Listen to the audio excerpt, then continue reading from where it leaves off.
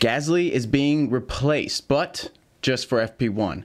But this is interesting and important. I want to talk about it just to keep you guys updated. So welcome back to another episode of Cranky Yankee F1 News. This is going to be a series where I just give you the quick update on things you need to know going into Grand Prix weekend. And this one is important.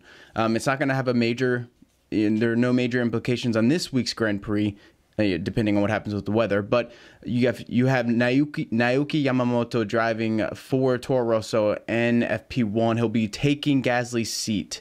And he's doing this just to get his test runs in. He's qualified for a super license. And if you're not familiar and you don't follow any other motorsports, Naoki-san is the champion of the Super GP. And he's also the champion of the Super Formula Cups, which I don't think's happened for close to a dozen years. He drives next to Jenson Button, actually. So he is the first Japanese driver to do that in a while, and he'll be the first Japanese driver to actually get a seat on the grid in quite some 4 or 5 years. So this will be, I believe, a very purposeful test by Honda.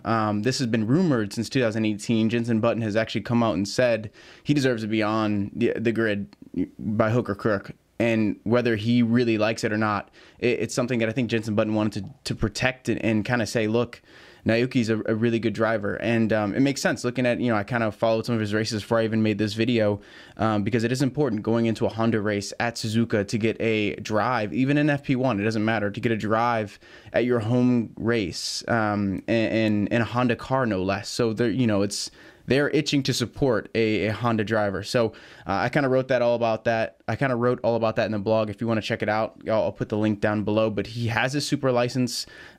He's on his way to back-to-back championships, actually. So he's in first going into the last race. And I included the Toro Rosso actual video he put out, so his English is really, really good.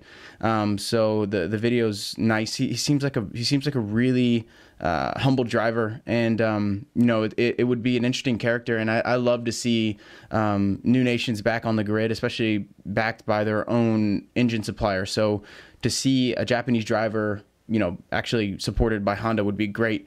I know Honda has actually put their eggs in the basket of the FP2 driver who sits second right now. See if I have the article somewhere, but he's sitting second in the F2 Matsushita is sitting sixth in the FP2 championship, not second. I apologize.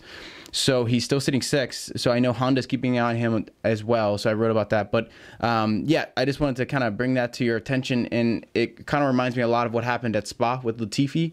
It's just, I think that's much more advanced in the communications. Obviously, nothing's come out from Williams, but he did a really good job and was actually lapping better than Robert Kubica. And this was at Spa a couple weeks ago at the Belgian Grand Prix, and he drove an FP1. So you'll see these drivers do this, but it's not just an accident. I think they really do want to see what happens, and it would be pretty incredible, honestly. And I say that in almost hyperbolic for no matter how Naoki does to be seriously considered to be in a seat for next year, but we never know. I know we don't know what's in the negotiation contracts. We don't know what would keep Honda in Formula One. There have been talks about that. So maybe there is some stipulation where if a Japanese driver has his or her super license, that they would get serious consideration for that seat. So you never really know at this point. It would be difficult for them to ask Red Bull to walk away from one of their three drivers, which for sure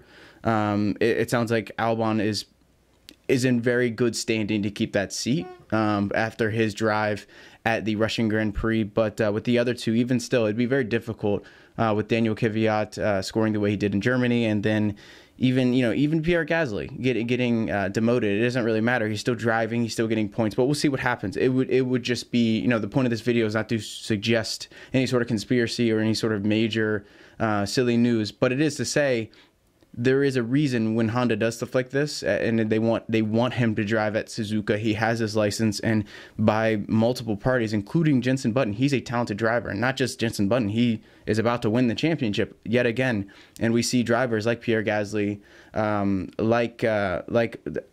Stoffel Van Dorn come from that series. So he'll be winning both categories coming back, and then there'd be no reason why he shouldn't be considered for a Formula One drive. But let's see how he does. But he will be taking the seat of Pierre Gasly in FP1. I haven't heard any news as why they chose Gasly, but you could think about that, call that whatever you want to call it, look into it however you want to look into it. I'm not going to make a judgment call on that, but he will take his seat for FP1. So watch out for a new face in FP1. And yeah, he's obviously not going to drive any of their sessions, but I'll report on that and see how he does, because I think those sorts of storylines are kind of percolating underneath. Those are the ones I want to give you guys. So that's it for this video. And if you liked it, go ahead and share it and subscribe. But that's the point of this playlist and this sort of content. And I'll make sure to tag it so you know what you're in for. But just a quick update and the upcoming news ahead of the Japanese Grand Prix and any other Grand Prix we're heading into. So thanks a lot. Subscribe, share, and I'll see you guys soon.